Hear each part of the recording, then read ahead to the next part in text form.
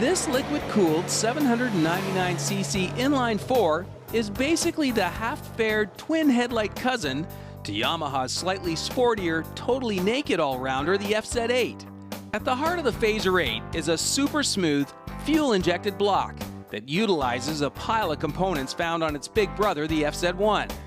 Designed from the ground up to elevate this category from its previous incarnation benchmarked by the FZ6, this bike's been tuned for more low-end and mid-range torque.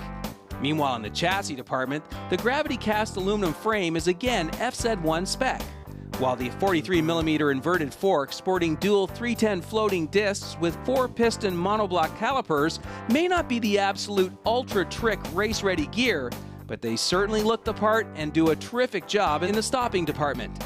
All in all, the FAZER 8 was designed to take the average rider from daily commutes to longer overnight weekenders, while the integrated passenger grab rails can easily take a rider from solo piloting to two-up fun. But as always, you don't have to take my word for it here. Here now is this week's guest road tester, Tamara Morin.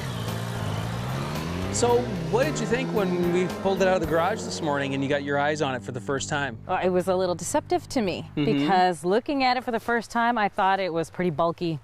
You know, I thought it was more than what I was reading about. Right. But on it, totally different experience. Right. I thoroughly enjoyed the riding position. You're tucked right into this bike and it makes it so maneuverable. Yeah. So you were a little nervous at first? It looked a bit heavy, a bit big for you?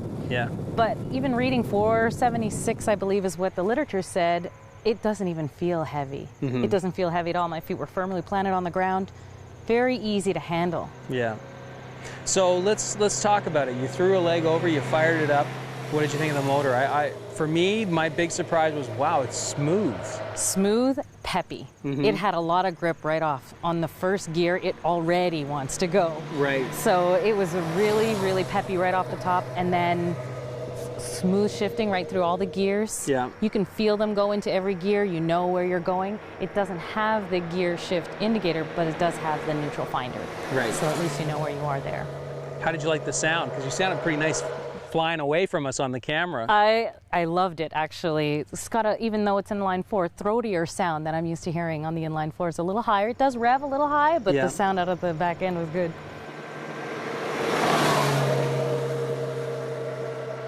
Transmission, it's a brand new bike. What was the transmission like?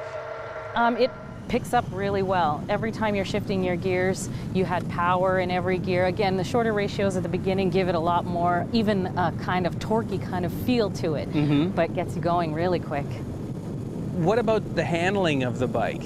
Again, I think that the center of gravity is very low on this bike, so it actually handled really well, very nimble, considering, again, the imposing size. When I first walked up to it, this beefy area, it really did handle really well. Corners were good.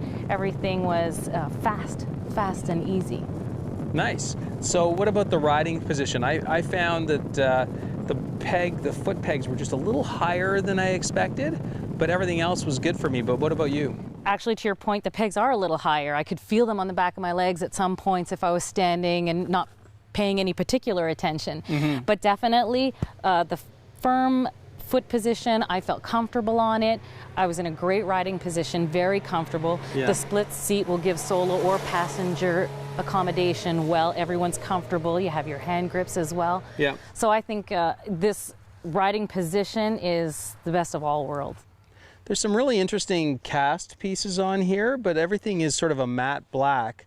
What did you think of the fit and finish, the paint, the fasteners, just the overall production finish? Well, I'm used to the naked bike, so I'm not sure about the half fairing that they've got here. Maybe it's just me, but other than that, everything else is it's a great looking bike. Yeah.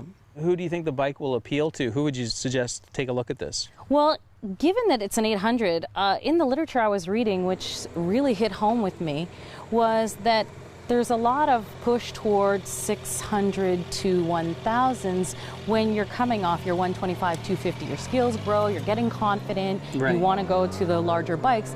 800s don't normally come to mind as quickly. As well, there haven't been many options. Right. I think this is a great niche category for any rider who's going up. Right, okay. Building their confidence level, they want a little more power, they still like the maneuverability of having that nimble action.